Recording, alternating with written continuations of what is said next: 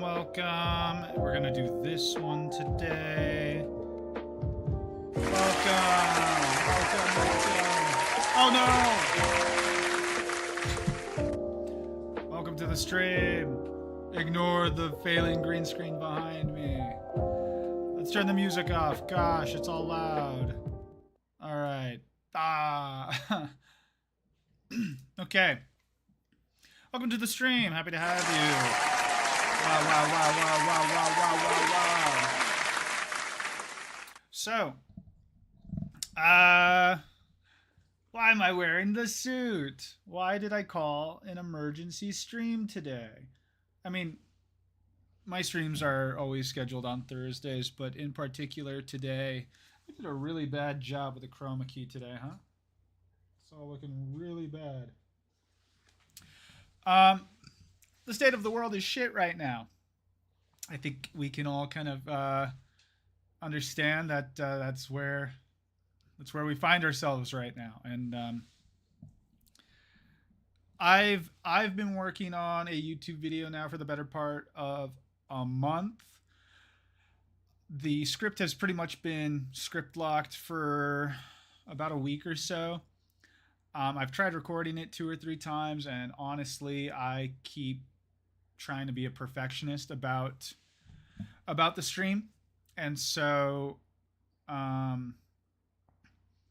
think it's just time I pull the band-aid off and just have this stream without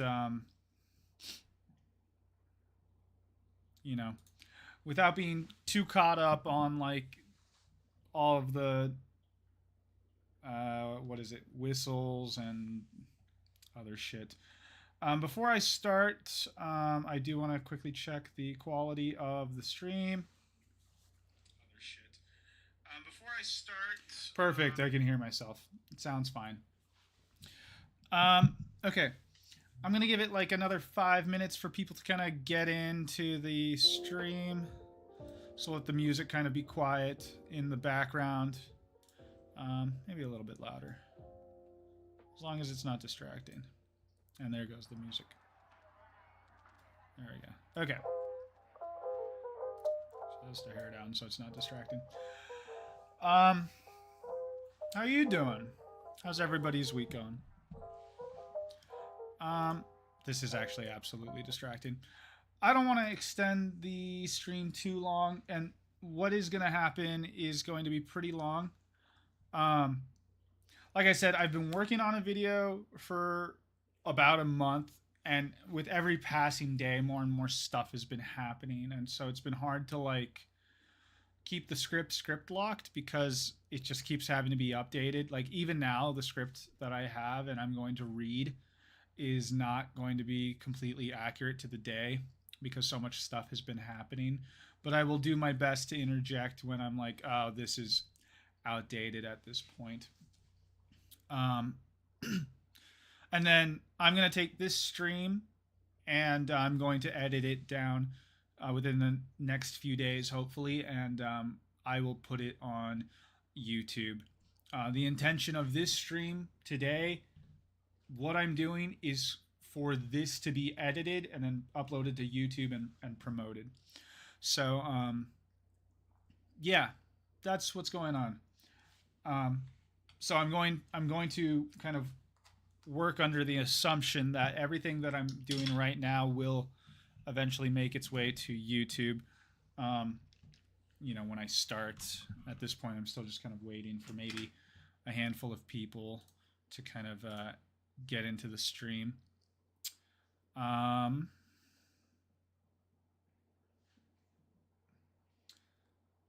Slath Fox, hello.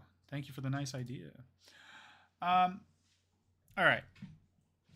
So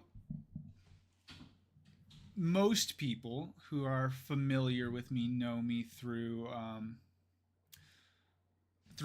me going viral. And I went viral in 2024 because I committed a extreme act of protest. My name is River S. Mena. I can't even say my name.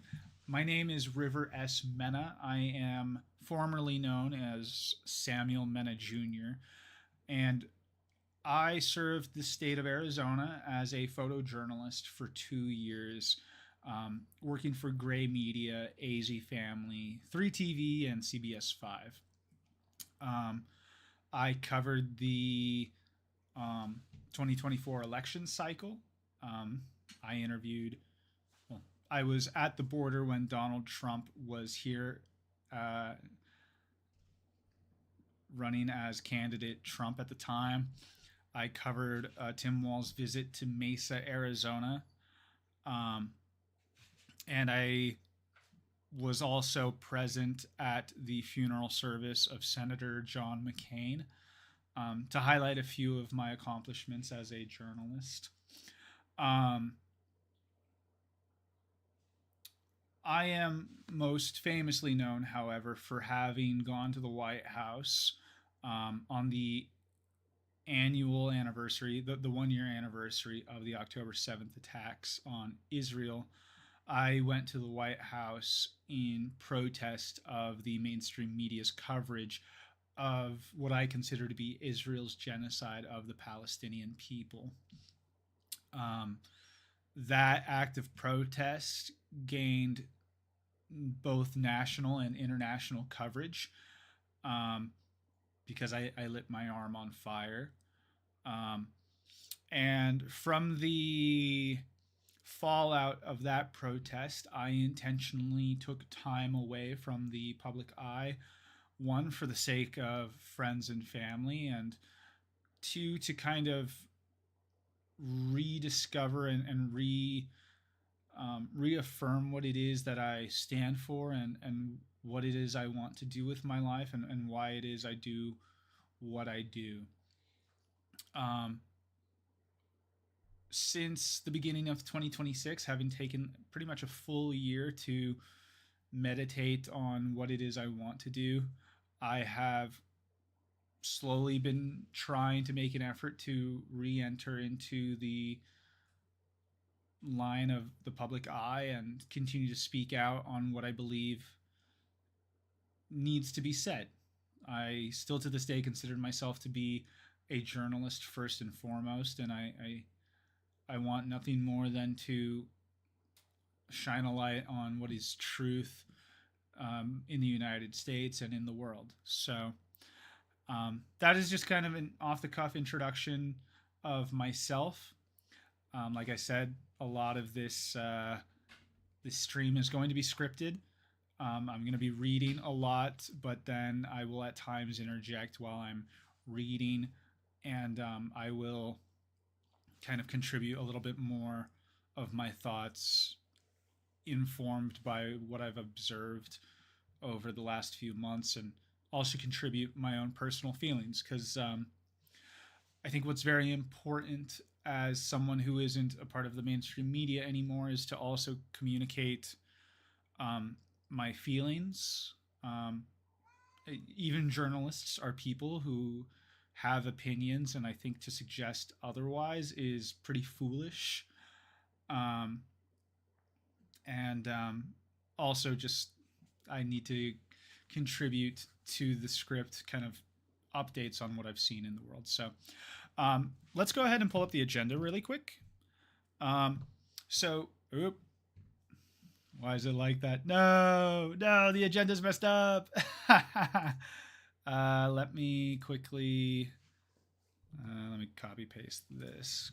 Copy, and then I will mute that, and I guess paste this. No, it's falling apart. Okay. There we go. I gotta scooch this over a little bit. There we go. Okay. How we doing? Okay, cool. I hope you guys can't hear my cat in the background. Chunky. I'm in the middle of streaming, dog. You're taking away the validity of what I'm trying to say. All right. So in terms of how this script has been formatted, I wasn't sure if I wanted to make one giant super video or divide it into halves. I I think at this point, I'm just gonna probably make one giant super video.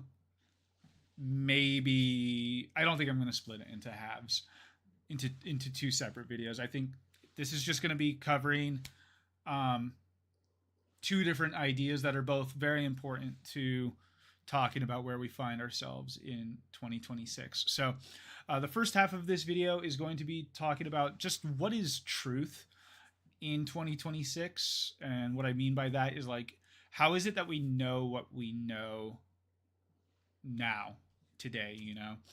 And then the second half of the video of this stream is going to be diving into, to the best of our understanding with all of the resources we have, like what is actually happening and occurring in the world outside of just the mainstream American media. So that's what we're going to talk about.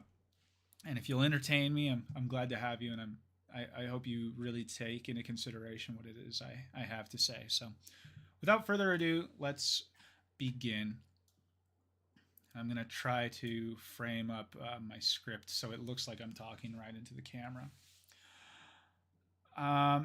Obviously, I'm going to have to skip over some of what I've written down because it's no longer just live. It's not scripted much anymore now. I'm performing it live. So, all right.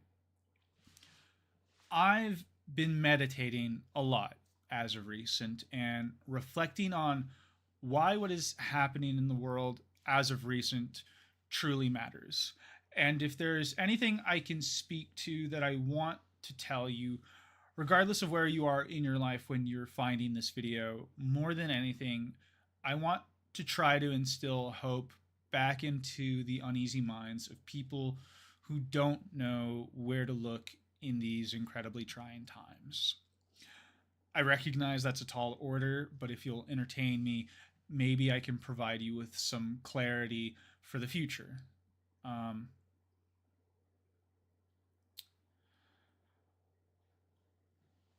Sorry, just scrolling. Over the last year, maybe, but especially over the last 3 months, I've been listening to a lot of podcasts, political commentary, and video essays about what is going on in the world while working, while driving, while moving, while trying to stay productive. It's a very easy way to stress myself out, listening to nonstop media. Our world in America is full of nonstop advertisements, music, politics, and products being served to us to consume. It's a lot of noise. Our feeds, the vertical video, the glass screens seem to be increasingly invading my private thoughts. When I wake up, my phone has notifications for me. When I go out for breakfast, the radio has advertisements for me. When I'm working, TV screens have news coverage for me. On my lunch break, social media is algorithmically serving tailored content for me. Even the gas pump is serving me with advertisements. There's virtually no moment in my life where I have a free moment to be alone with my thoughts, except maybe in the shower, but even then, I'm not sure how long that will last. I think most everyone, maybe I'm wrong, in 2026 recognizes the dangers of phone addiction. We've seen major corporations such as Facebook face lawsuits related to the negative impacts social media can have on young people. Mark Zuckerberg having been forced to testify earlier this month about whether or not Facebook and Instagram are intentionally designed to be addictive and harmful for children and teenagers. The ecosystem of information gathering for humans has long now been largely reliant on the internet. But more and more, it seems that the information has been consolidated into the hands of increasingly powerful corporations with their own corporate interests. If you weren't aware, the Ellison family, who owns Skydance Media and a 40% stake in Oracle, have controlling stakes over Paramount Global, which controls CBS, MTV, Nickelodeon, and Paramount Pictures.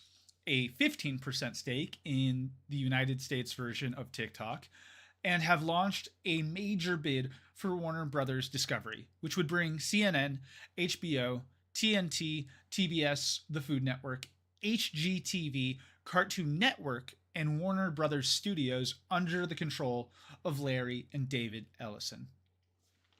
Corporate mergers have existed for a long time. I don't think anyone would argue that this is anything new. But what makes this media merger so alarming to me, as someone who worked in the mainstream media for the better part of 8 years, is that this merger threatens to monopolize a large portion of America's broadcast journalism industry, all under the control of a single family. It's hard to make the argument that these different outlets and even online platforms will or won't deliver specific messaging. How can these outlets guarantee to the public that they won't have full creative control over their own content? Information is largely delivered to the American public in 2026 through online platforms and video content. And I have to ask, how many Americans will be aware that CBS, CNN, HBO, and TikTok itself are all owned under the same umbrella when navigating this new online ecosystem? How many dissenting opinions will exist in the near future? And perhaps what's scarier is how many dissenting opinions will be allowed to exist in the future. Ignoring the conflicts of interest that the acquisitions of these companies pose, social media platforms over the last several months have begun to announce concerning adjustments to their platforms that would fundamentally change the way users engage with those platforms and compromise user security. In February, Discord generated immense public backlash after announcing the platform would be integrating new age verification practices that require users to upload either their biometric data or their government ID, so that those users would not be confined to a teenager account, which likely also contained drawbacks to the user experience. Although the public backlash was enough to force Discord to postpone rolling out these changes, Reddit, along with When I Wrote This Essay, Twitter are both now forcing users to verify their age in order to gain full access to the platforms. And I feel like I was the first person to literally be told by Twitter I needed to verify who I was to gain access to content. That I feel like I broke that information personally. I'm personally of the mindset that there is a financial incentive for all of these massive platforms to scrape user data from their users in order to sell that data to data miners who can in turn create profiles of behavior for each user that correlates to that user's shopping habits.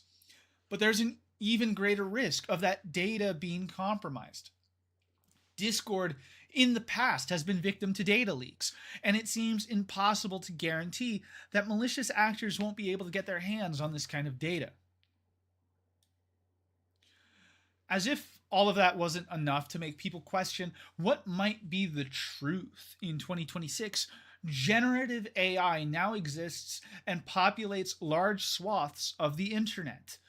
Obviously, AI can be used to generate goofy, silly images and videos, but AI can be used to generate anything. There are generative personalities that are tailored to mimicking certain kinds of people. Deepfakes have long been used to mimic women in compromising situations. Politicians were also common targets for generative AI to mimic when the technology was budding. But what used to be unconvincing is now nearly impossible to distinguish from the real thing. And I have even seen AI businesses pitch generic non-existent news anchors to news organizations as an alternative to keeping real journalists on their payroll. In a world where even AI news anchors exist, it brings into question fundamentally what is truth. How can we, how can you, how can I, and genuinely engage with our phone screens and with the internet without the certainty that what we are seeing is authentic. I frequently am being served video content on platforms like Twitter, Facebook, and TikTok that is interspersed with AI generated content. The presence of this content extends outside of the internet as well. AI content is being housed on music streaming platforms. And beyond content, jobs are being posted, qualifications and interviews are being evaluated by AI. AI is being integrated into the food industry. Vehicles and systems are being driven by AI decision making. Medicinal workflows and surgery is increasingly being guided by AI. Decision making in war now incorporates AI.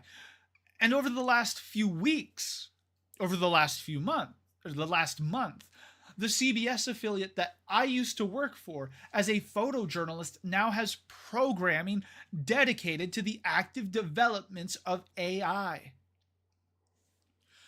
I graduated from the Walter Cronkite School of Journalism and Mass Communication with honors, high honors, and I feel as if I don't know what truth is anymore. In a world where knowledge interacts and engages with AI, even epistemology, the branch of philosophy that studies the nature, scope, and limits of human knowledge, feels like it has had its very foundations ripped from underneath it. I'm filled with unease, and I can imagine that you are as well.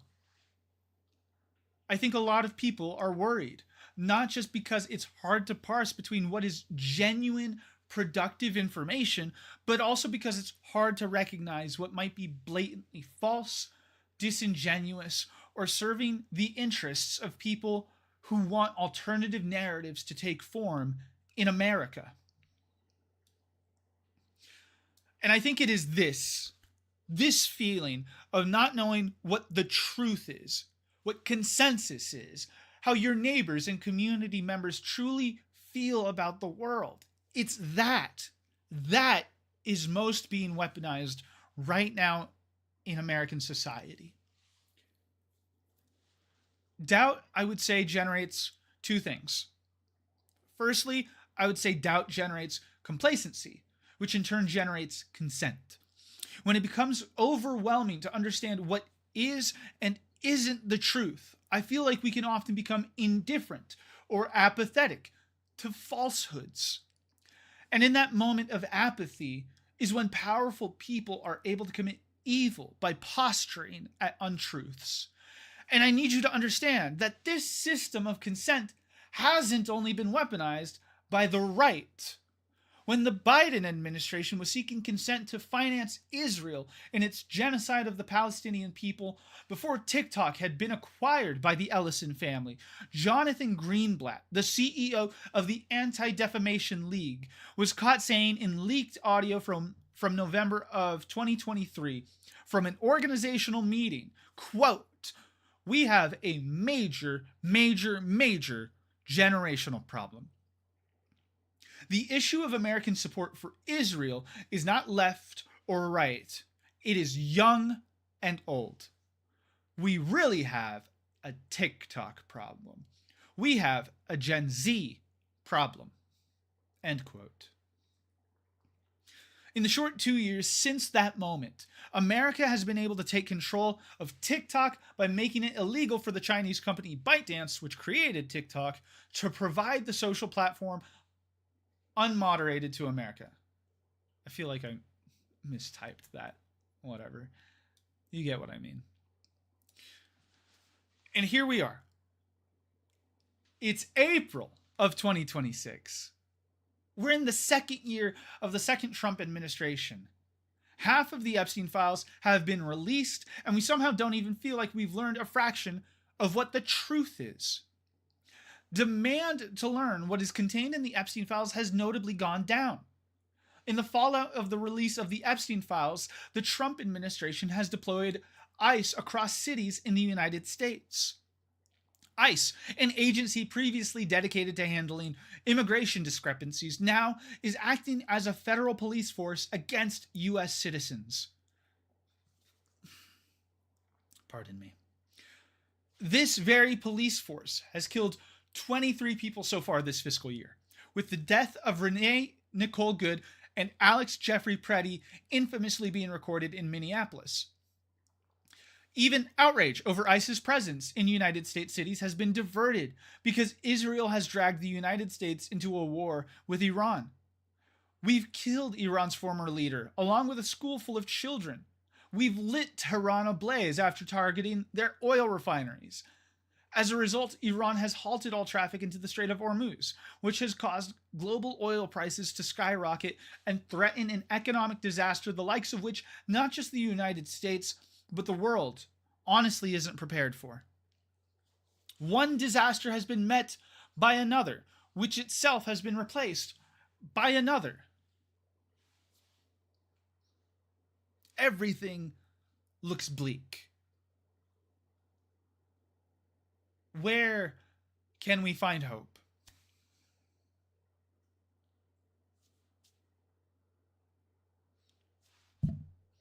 That's the first half.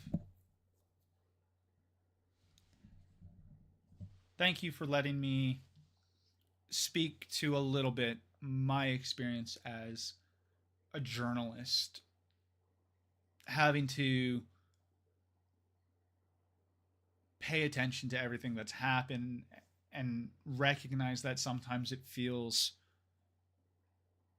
hopeless. Not just the fact that a lot is happening that's very terrifying, but even more so the fact that maybe the truth doesn't matter. In the fallout of my protest, I had to look around at American society, the people in my life who I thought cared about me and what it is I had to say and my profession, and recognize that when the house is on fire, it doesn't really help bring attention to the fact that the house is on fire when you've lit your own arm on fire. Is the best way I think I can describe the sensation I've felt for over a year now. You can't outshine the house being on fire by lighting your own arm on fire. But I think absolutely in this day and age, truth will always come to light, and people will, whether they like it or not, demand to see what is true and what is false. And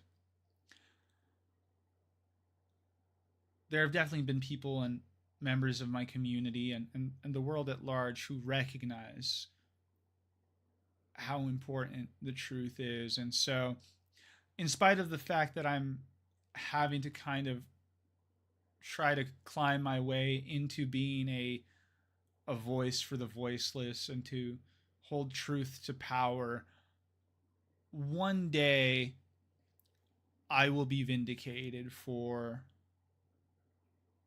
trying to be a disciple of truth. So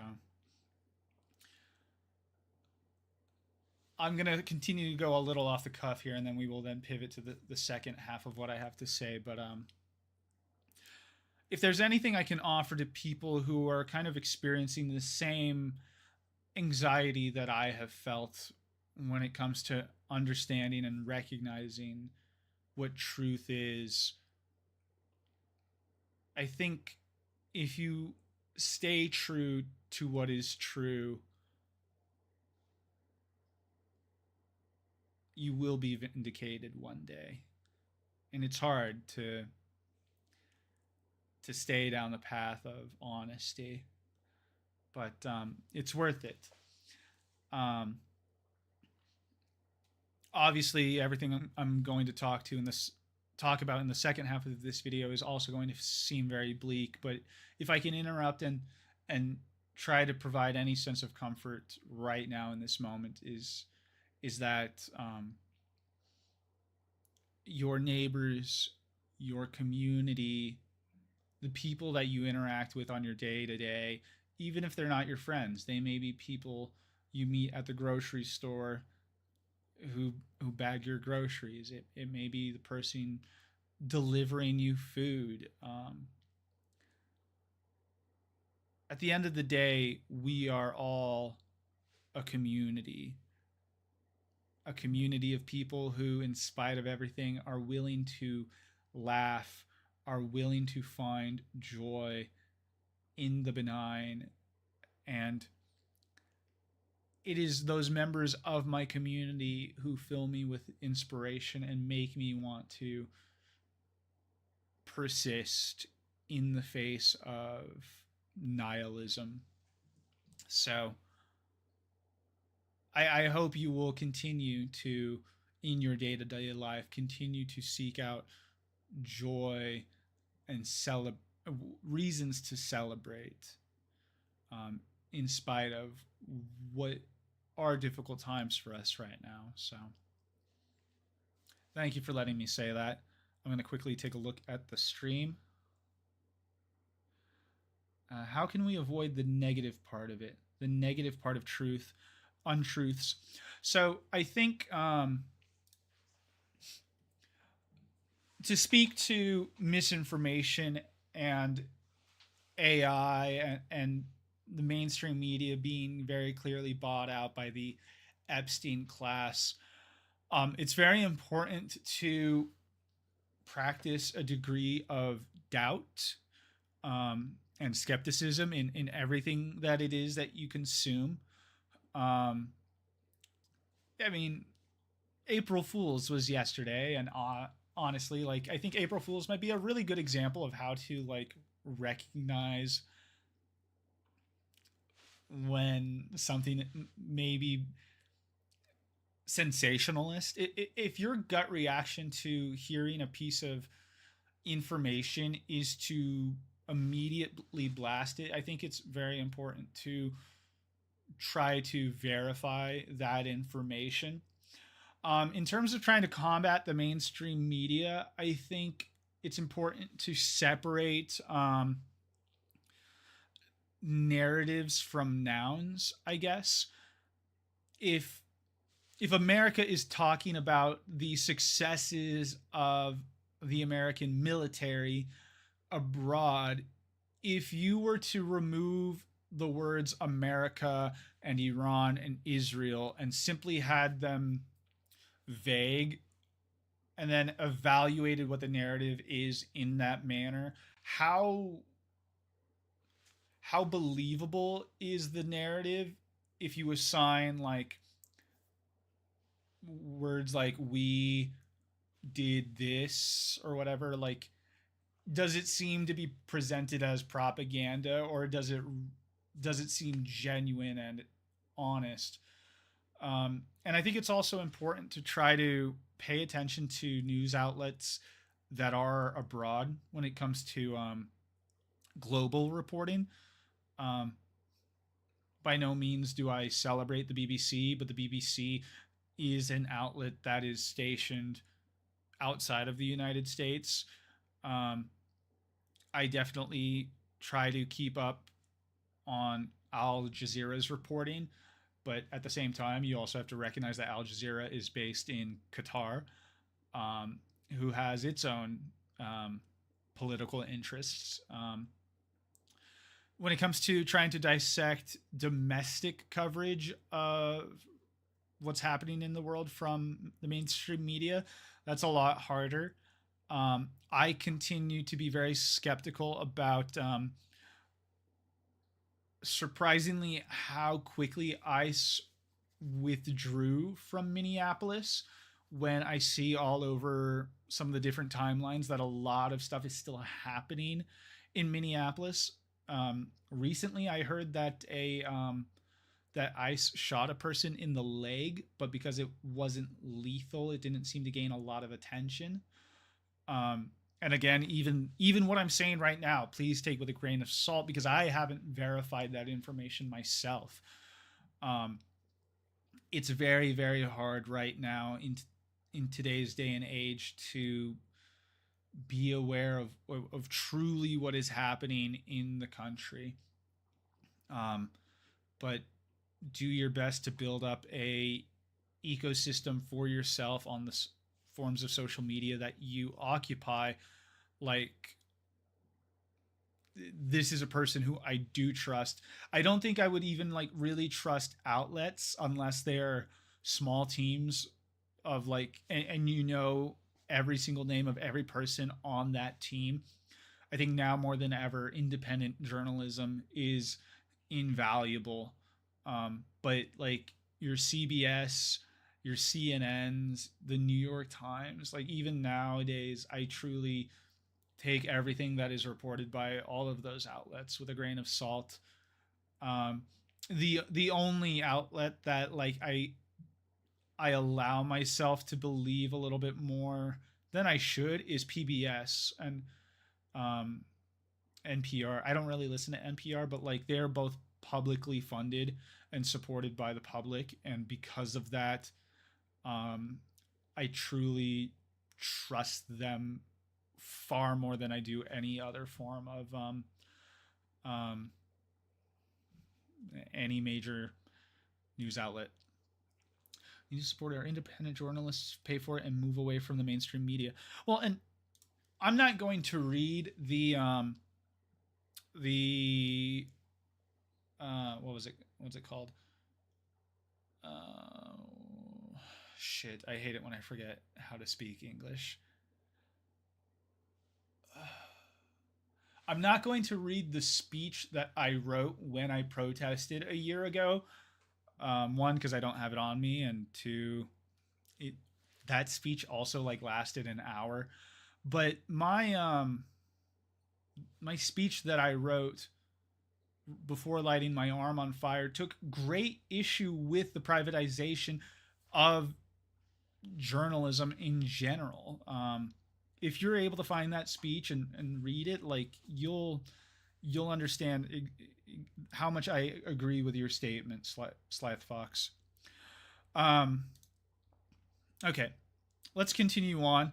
The next part of where'd it go? There it is. Okay. The next part of this video is going to dive a lot more deeply into blatantly the events that have occurred over the last several months, how it has affected the world at large, and we'll dive a little bit into truly what I think should happen moving forward. But I'm not a fortune teller. I don't with 100% certainty know what's around the corner, but um, I trust my gut. I had a feeling when I protested a year ago that if something dramatic wasn't done, that this is where we would find ourselves. And I hate to say it, that my expectations kind of came true. And it's for this reason that I'm sounding the alarm bells, because as much as I want to be an optimist and hope that a month from now gas prices will be down and Donald Trump will be hugging whoever is leading Iran, I really don't think that's going to be the case. So, anyways, let's continue on.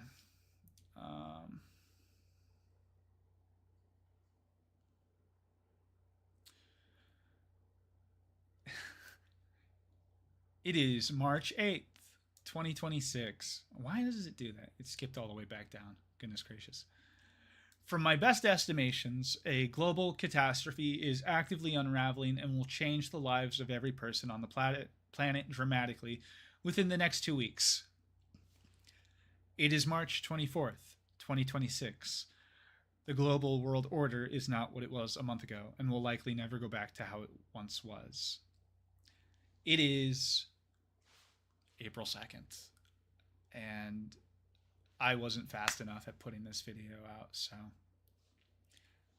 this is what I have to say. This is a terrifying and difficult topic, but please stay with me all the way to the end. My name is River S. Mehmet. Again, I can't pronounce my name. My name is River S. Mena, formerly known as Samuel Mena Jr. After graduating college with a degree in journalism in 2018 from the prestigious Walter Cronkite School of Journalism, while being on the honor roll for the last 2 years of my time in school, I served the state of Arizona faithfully as a photojournalist up until 2024.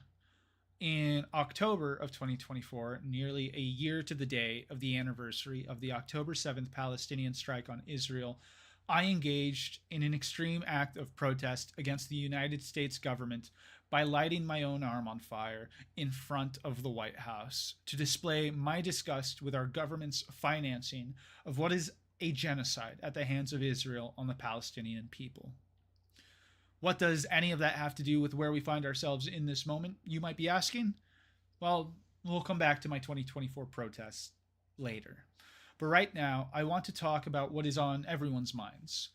What is on the horizon for the United States, the Middle East, and the world at large? In case you weren't aware, on February 28th, 2026, the United States and its strategic ally, Israel, began launching strikes against the country of Iran, targeting infrastructure, populated areas with civilians, and Iranian leadership. According to the reporting, the strikes were successful in killing the supreme leader of Iran, Ali Khamenei. Retaliation from Iran has been swift, calculated, and crippling. Among Iran's responses, the country has sent hypersonic, ballistic, and cruise missiles to rain down on Israel, which have successfully handicapped American and Israeli defense capabilities, destroyed large swaths of Israeli buildings and infrastructure, and within the last 24 hours, when I wrote this script, Iran claims to have captured American soldiers. Furthermore, Iran has begun moving to remove America's influence from the Middle East by strategically targeting and striking American military bases in the region, whether or not those bases were housed in countries friendly to Iran. What might have the most evident impact on the lives of every person on the planet, however, is Iran's capability to disrupt the flow of resources, particularly oil, from the region. The Strait of Hormuz is one of the world's most vital choke points for international trade. Between 2023 and 2025, 20% of the world's liquefied natural gases and a quarter of the world's seaborne oil trade passed through the strait annually. Since February 28th, Iran has made it clear to all ships seeking passage through the strait that those requests would be denied. One of the world's most vital passages for international trade was at a standstill until Iran actually began placing explosive mines in the strait to blow up and sink any ship that decides to sail through the strait. Update: until Iran began guiding ships through the Strait of Hormuz if they paid for passage through the strait in Chinese yuan. Yuan. My apologies, I don't know how to pronounce their currency. In spite of Iran trying to deter its enemies, America and Israel have continued down this path of aggression with Iran. Tehran, the capital of Iran, with a civilian population of 8.7 million, has had oil refineries lit ablaze after Israel targeted them for missile strikes. In the midst of their city burning, some civilians have described the night as having turned to day. As a former photojournalist who frequently covered forest fires here in Arizona, being there in that moment personally felt like looking at the gates of hell. Lastly, major desalination plants in Bahrain and in Iran both have been attacked, threatening a resource vital to life in the harsh desert climate of the region. The effects of the destruction on this infrastructure in the Middle East will have global reaching consequences. Oil is fuel, not just for cars and vehicles, but for homes, for generators, for power. A society's capacity to create anything, relies on power, on oil. The demand for societies to function will not change, but the availability of those resources are bottlenecking, and the global price to pay for anything to be produced is now skyrocketing internationally, and it is hard to predict when prices will stabilize. I'm going to interject really quickly and talk a little bit more at length about how this has impacted the world. Um, Many countries have suggested to their populations to entirely stay at home when working. Um, I believe either New Zealand or Australia have suggested that 5-day work weeks transition to 4-day work weeks to compensate for the 20% of oil coming out of the Middle East. Like, if you look at the world, 20% of oil comes from the Middle East. And so if you take a 5-day work week and take 20% of that, that's a full day. So the math is mathing on transitioning to a 4-day work week, is my understanding. And again, I'm not an expert, but like, to me, it makes sense. Um, Moving on. And also, the United States should fucking transition to a 4-day work week as well. I don't think. Let me rant a little bit. 20% of oil supplies no longer being available to the world's populations, which also the United States is a part of, means that because oil and gasoline are inflexible in their demand, like just because we've lost 20% of the supply doesn't mean that 20% of demand is going to be affected. It's going to be unaffected. So, in order for prices to stop skyrocketing, that means that 20% of the population needs to be priced out of being able to afford gasoline. Only then, when 20% of the population can no longer afford oil, will oil prices stop rising. That or 20% of the demand for oil goes down, which is why I propose, not just to the world, but also to Americans, because I live in America, we should transition to a 4-day work week instead of a 5-day work week. Anyways, side tangent aside. You might be asking yourself, why did Donald Trump, President of the United States, or why did Benjamin Netanyahu, the President of Israel, make the dramatic decision to engage in war with Iran? Donald Trump has said the decision to strike Iran was preemptive, that it was inevitable, soon that Iran would have access to nuclear warheads.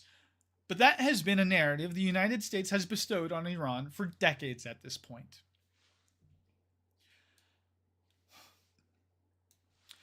In November of 2025, H.R. 4405, also known as the Epstein Files Transparency Act, was signed into law, mandating that the Department of Justice publicly release all unclassified documents related to Jeffrey Epstein in their entirety.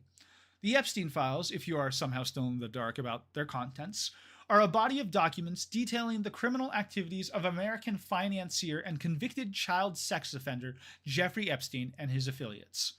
One of the key provisions of H.R. 4405 was that only the names of victims were permitted to be censored in the files on release, in the interest of protecting any victims who hadn't publicly come out as victims. This provision made no exceptions. The understanding was that even if public figures of wealth, power, or influence were found to be among those listed in the Epstein files, the American public would, for the first time ever, be able to read everything that the files alleged against Epstein and his accomplices, regardless of who they were. It's been public knowledge now. Oh, lost my spot. It's been public knowledge now for a long time that Donald Trump was good friends with Jeffrey Epstein for the better part of about 15 years until they had a falling out with each other in 2004. Goodness, I've been talking so much. My throat is starting to go hoarse. Excuse me. Had a falling out with each other in 2004. I'm starting to tear up. We're going to take a quick break, like a 2-minute break. I just need to get water. We'll be right back. Stay with me.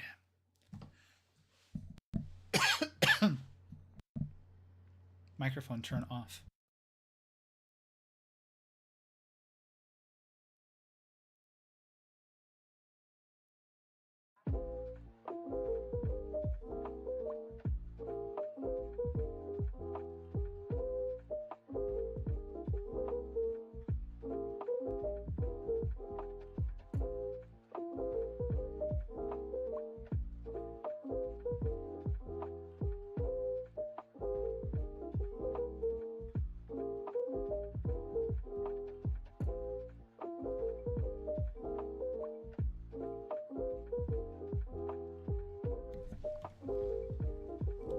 Okay. Sorry about that. We're back. Hush. Music. Okay. I'm just going to restart the paragraph I was at.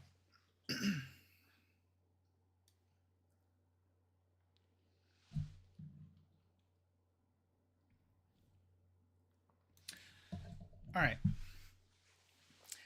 It's been public knowledge for a long time now that Donald Trump was good friends with Jeffrey Epstein for the better part of about 15 years until they had a falling out with each other in 2004. And although many people have long speculated Trump might be implicated in the Epstein files by association, the public largely stayed in the dark about the files' contents. With the passing of H.R. 4405, Congress mandated that the DOJ release the Epstein files by December 19th of 2025. But the date would come and go as the DOJ was barely able to release even a fraction of the Epstein files. But what was released was littered with unreasonably large redactions, far from satisfying Congress's demands to release the files in their entirety. As of today, the Department of Justice has failed to follow the law set in H.R. 4405. The files both name and depict in photographs many different people. Ghislaine Maxwell, the only other person besides Epstein himself who was convicted of child sexual abuse, is named in the Epstein files. Named along with her is also a person referred to as Wexner, likely referring to the CEO of Victoria's Secret, Les Wexner. Photos depict former President Bill Clinton, the former Duke of York Andrew Mountbatten Windsor, Michael Jackson, Diana Ross, Chris Tucker, and Mick Jagger. All highly influential and powerful to be sure, but most chilling are the details that suggest what Donald Trump's involvement with Epstein looked like.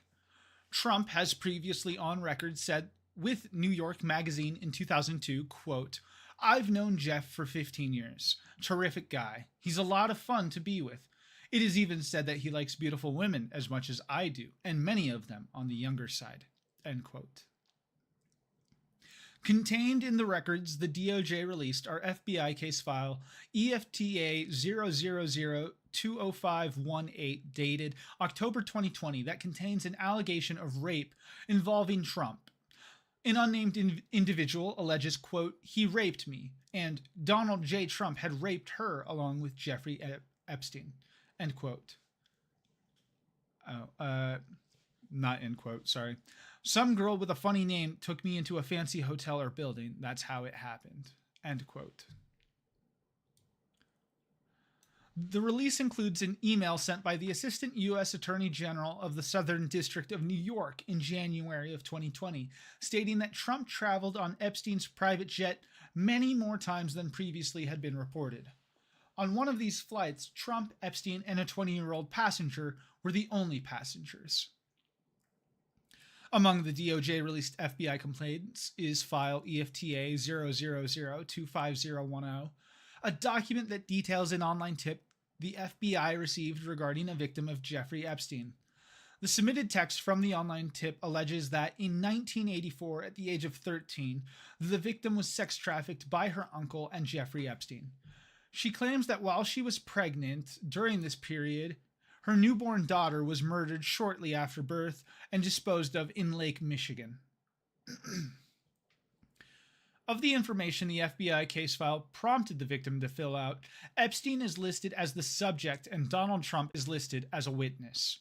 Referring to Trump, the victim elaborates that he participated regularly in paying money to force me to redacted with him, and he was present when my uncle murdered my newborn child and disposed of the body in Lake Michigan. To get a sense of what this redacted word bar might indicate, when filling out the section of information on the FBI case file labeled violation questions, the victim answered the question, "What was the exact crime that occurred?" with child sex trafficking and infanticide, and answered the question, "Where did the crime/incident occur?" with mostly from a yacht in Lake Michigan originating from Mona Lake, Michigan. Although the redactions make it hard to know with certainty what the redacted word included in this complaint actually is, I think we can define characteristics of the word through context clues. Describing the information related to Epstein, the victim writes, "He was orchestrating a deal along with my uncle where different men, women, and girls would come to a variety of boats and yachts and pay money to force me to do redacted with them. Typically, when a person is paid, it is in exchange of goods and services. But the redacted word is described as an action because of how the victim explains she was forced to do it. So the redaction must be a service. This is backed up by the earlier description that the victim gave when describing how Trump was involved. Again, he, quote, participated regularly in paying money to force me to redacted with him, end quote. So I think it's appropriate to say that the redaction must be describing some kind of service as a result of payment. I want to draw attention to the keywords that follow the redacted bar here. The victim said she performed this service with him.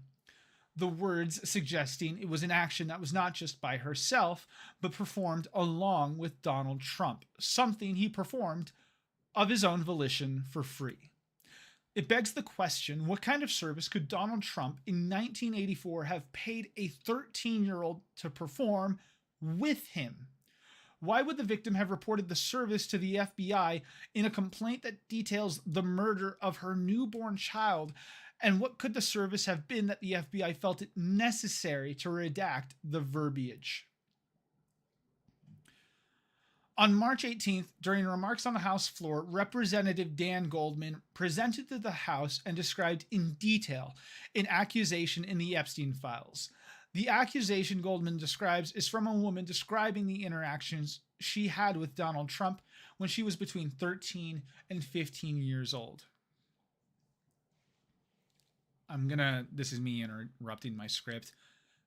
I'm gonna put his quote there through the video. I didn't even bother writing it down. But it's talking about 4 different instances of sexual misconduct. I think you get the gist. I'm gonna drink some water real quick.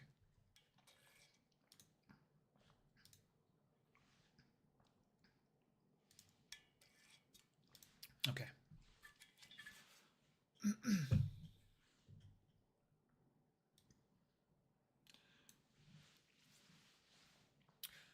To put it simply, much of the general public has come to the conclusion that Donald Trump is a pedophile. Even recently, Representative Ted Lieu, after personally reviewing unredacted files of the Epstein files, claimed there are highly disturbing allegations that Trump raped children and was in close proximity of other pedophiles. Donald Trump, in the wake of the release of these few files, has made no public comment denying he committed what amounts to statutory rape and infanticide at minimum. Excuse me, I had dinner before this stream. The first 3 months of 2026 have been tumultuous and exhausting.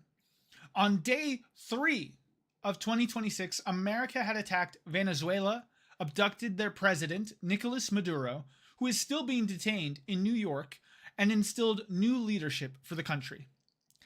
ICE agents, no longer acting in their official capacity to handle immigration discrepancies, now is acting as a federal police force against the United States citizens. This very police force has killed 23 people so far this fiscal year, with the deaths of Renee Nicole Good and Alex Jeffrey Preddy infamously being recorded in Minneapolis. Now in the wake of a pause on DHS funding, ICE agents are present in every airport in the country to supplement how poorly staffed airports are. Some political commentaries might disagree with my diagnoses for these patterns of behavior, but I personally fail to see any explanation for why Donald Trump continues to torment the American public and why he has dragged the United States into another war with the Middle East beyond simply trying to divert attention away from the fact that he and much of his administration engage in human trafficking and the sexual molestation of children. To the best of my understanding, this explains why Donald Trump has decided to go to war with Iran. Understanding why Israel and Benjamin Netanyahu decided to be the first to strike Iran is much more difficult to make sense of, simply because I find it impossible to understand the motivations of bigotry and hatred that drive the Israeli government. This is not the first instance Israel has committed itself to ethnically motivated violence. Israel has occupied Palestine now for nearly 80 years, committing an ethnic cleansing of 700,000 Palestinians upon Israel's formation as a country, known as the Nakba. The Zionist project that led to Israel's formation has continued to motivate its actions since its formation and up to today. It is an ideology of ethnic supremacy that desires nothing more than to conquer the Middle East and justify its own existence. Israel has, in the last 3 years, in different capacities, gone to war, conducting missile strikes and breaking ceasefires with Lebanon, Syria, Yemen, Iraq, and now Iran. They have continued to ethnically cleanse Gaza, and they torment the citizens of the West Bank nonstop, two populations that Israel is morally responsible for. Israel controls not only the borders of Gaza and the West Bank, but also controls those populations' access to food, water, and electricity. Yet, to dissent and condemn Zionism and Israel is taken by Zionists as an attack on Judaism. I don't think I need to explain how unserious this deflection by Zionists is. It is a disingenuous accusation against anti-Zionists who are bringing good faith attention to the crimes against humanity that Israel engages in.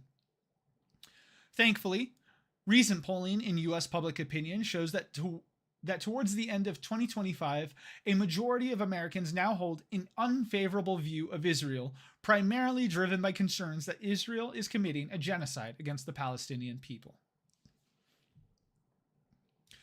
In a recent interview with Tucker Carlson, Mike Huckabee, the United States ambassador to Israel, made the claim that Israel believes it has a claim to the land in nearly the entire Middle East. This belief is stemming from the word of the Old Testament in the Bible. Again, I just put a note to put the sought in the video. I didn't even bother writing it down. There's a back and forth between Tucker Carlson and Mike Huckabee, where Tucker Carlson is like, you really think that Israel is owed or like deserves the entirety, nearly the entirety of the Middle East due to, I don't know if it's the Old Testament, the New Testament, whatever. And Mike Huckabee's like, yeah, I do think that. So, paraphrasing. Moving on. Israel recognizes now how globally hated the Zionist project is, and I think it recognizes it doesn't have much time left to try to make its claim for the rest of the Middle East, which is why now Israel has started a war with Iran. America has long allied itself with Israel since the 60s, initially in order to combat Soviet presence in the region. But now, more accurately, Israel is largely an extension of the United States, allowing for America to have a presence in the region, in order to further American interests and combat America's ideological enemies. American politicians for decades now have sworn allegiance to Israel and promised to provide the country with as much as possible. This is the penultimate mistake America has made. Joe Biden, a career Democrat, lost my place. God damn it. Joe Biden, a career Democrat and the previous president of the United States, along with many Democrats before him, refused to recognize the severity of extremism Israel engages in, and upon Israel's commitment to genocide of the Palestinian people, continued to finance Israel to the tune of billions of dollars. This moral failure, not just by Democrats, but by the American public at large, to concede and accept the ethnic cleansing of the Palestinian people is why America is now on the precipice of simultaneous global warfare, economic disaster, and revolution. Goodness. I gotta stop writing long speeches.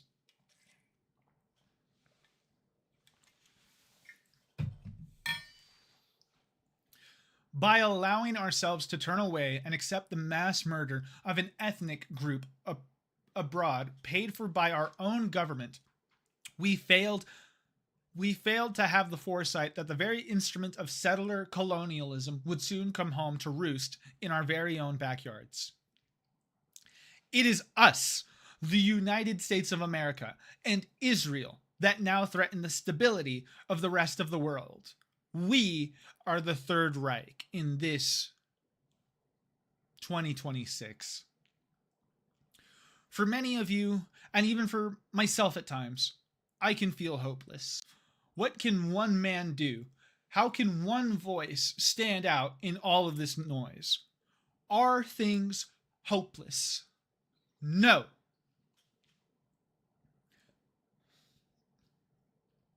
I'm not hopeless. I'm angry. I'm angry. I'm angry for my neighbors.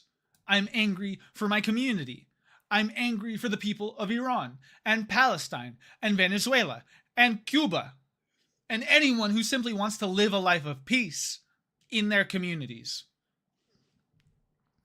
And so I ask you, do you not hear them? Do you not hear the drums of liberation? Have you covered your ears so much that you can't feel your own heartbeat? Are you so immersed in doom scrolling that you can't feel the blood pumping in your thumb anymore?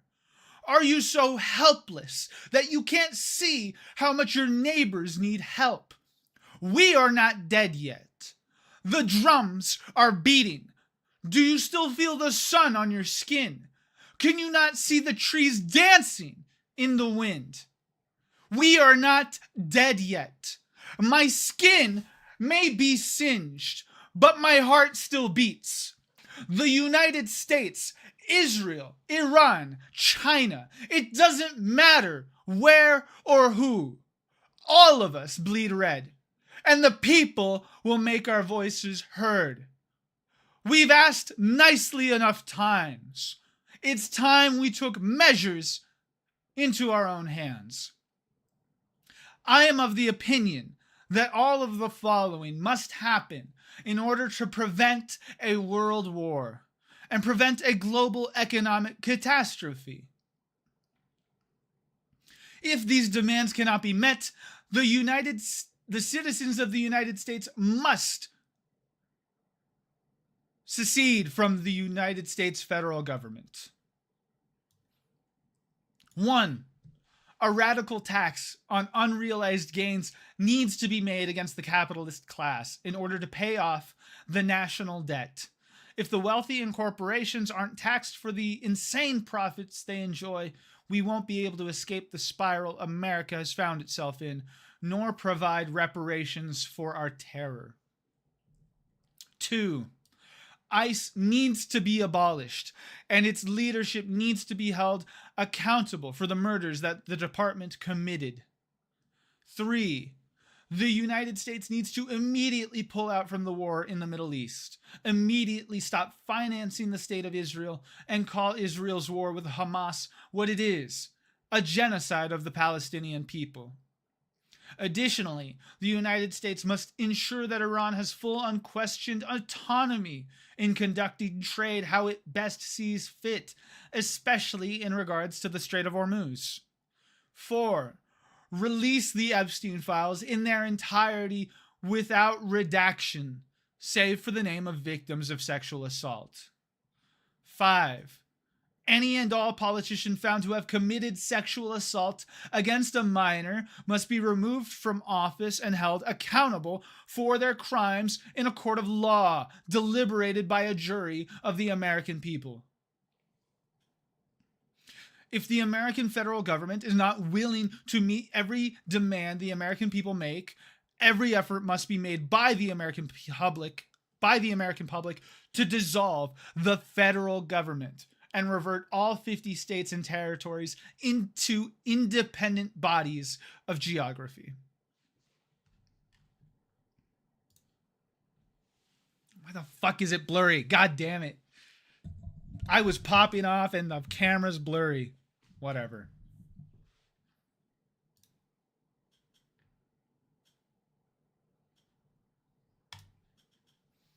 That's all I have to say. America's fucked. So much more has happened since I wrote that. I think I wrote that last week.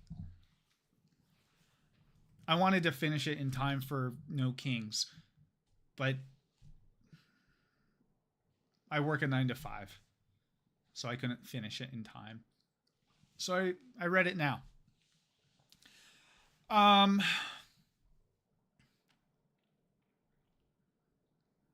I'm of the opinion that we are about to experience an economic catastrophe, the likes of which we haven't seen since the Great Depression. The United States has been a petri dish of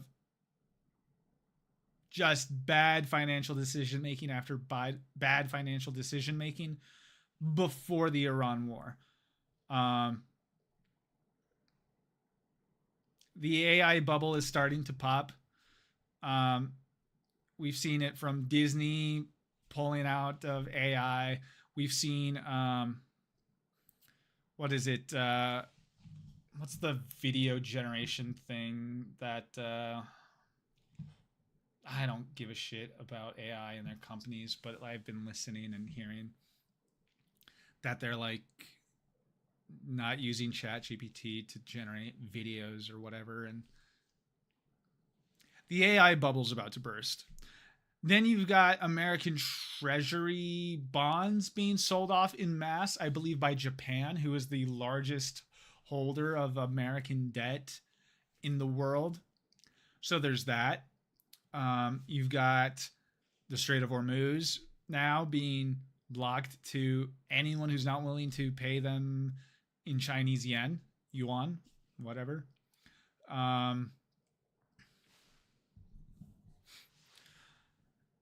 And I think they're also going to discriminate against the United States and Israel. And so as a result of that, like I said, the price of oil is going to continue to be raised until 20% of the American workforce or whatever just is priced out of oil. Oil is going to affect the food industry. Fertilizer, for whatever reason, is being affected by all this, which also affects food. Financially, everything's fucked. So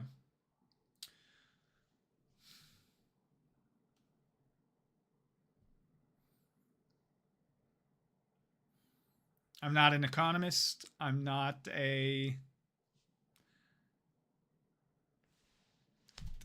much. I'm a guy who knows how to write an essay. I'm a guy who knows how to hold a camera and edit some video. I know where to place the lights to make stuff look good. I know how to work a green screen. That's about it. I think we're fucked. I really chat. It's a really bad joke. I think we're fucked. My stream deck is going down. Never mind. Every compliment I just gave to myself, my equipment's falling apart on me.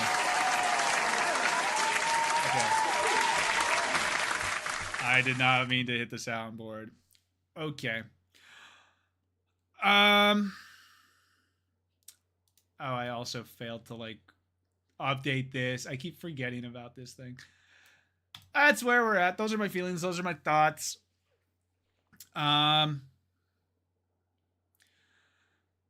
Anyone who watches this on YouTube may think I'm very bold for everything that I just said.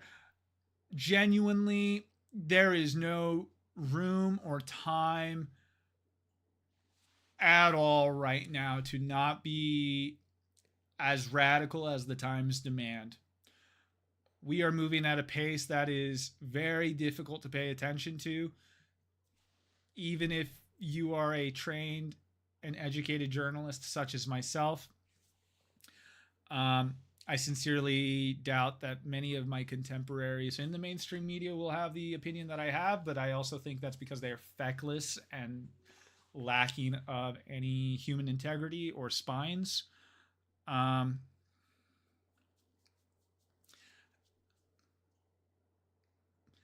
The only thing that, like, reflecting on from my script that I may kind of dial back is that the United States may not have a revolution or civil war as it may be, um, because I just think the mass majority of Democrats are spineless. Um, Republicans, like blue collar Republicans may rise up, but like they're not going to unify with Democrats or leftists. I think there's too much pride there, but like I think they're also going to be misguided in how they direct their anger and shit. So there's not going to be any unification from the right when it comes to like rising up against the government.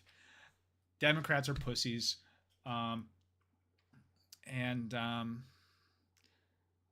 I don't know. I don't know if there's enough of a leftist population out there that's willing to kind of, I don't know. I think the most dramatic thing that can be done right now is to very much verbally put it out there into existence that the states and like the citizens of the states should start demanding of their leadership to consider seceding from the United States. But like I need myself, I would need people to say the exact same thing, because what I'm saying right now by myself pretty much equates to treason.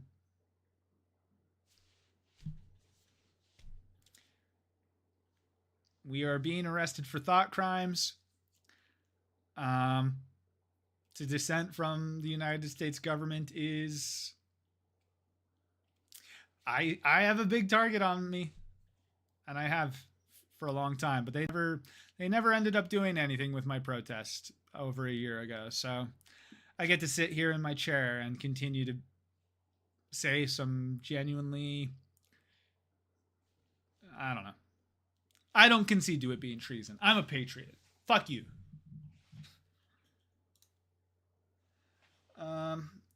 Would have been a good No King speech, yeah. No one's gonna invite me to No Kings, Sora. That's also crazy considering the conservative PM of Japan, who was the finance minister. Yeah. Japan's got its own shit to think about. I only just learned recently that they hold the most, like the highest debt to GDP ratio in the world. I don't understand how that works though. I just know that they sold off a bunch of American bonds. So, all right, that was about it. That's all I wanted to do tonight. Like, I genuinely, I haven't even once yet this stream spoken about how Pam Bondi just got the boot. Kristi Noem got the boot.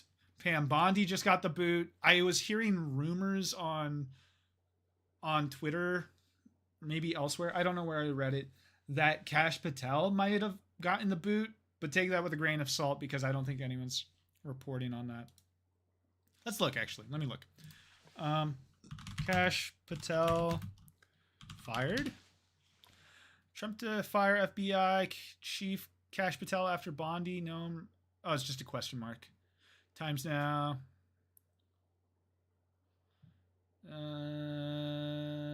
No, it's just a bunch of people like speculating that he may get fired, but it doesn't seem like to be substantial. Anyways, I'm fucking tired. I'm spent. Genuinely, I feel like I haven't actually streamed in a month because like the week that we went to war with Iran, I didn't stream. I don't think. I'm trying to remember. I think I was like trying to write this, and I was also trying to cope with like how fucking overwhelming everything has been in March. And then I think week 2 I did go live, but then I had like a panic attack or something. I had a mental breakdown on stream and I was like, I can't, I'm unprepared. I'm still like coping. And then I didn't. Last week, what did I do last week? There's a reason I didn't stream. I think it was, I was trying to finish this. And then here I am. now reading my script, and then I need to download this VOD and edit it and put it on. It's been a I'm just a guy, I'm just a person, I'm just a little man working a 9 to 5 in the aftermath of having lit my arm on fire. Just a little one, not very much. I'm going crazy. You're going. We might be going. I'm fucking going crazy. I'm fucking going. Okay. Thanks for coming. That's all I have to say. Appreciate you being here.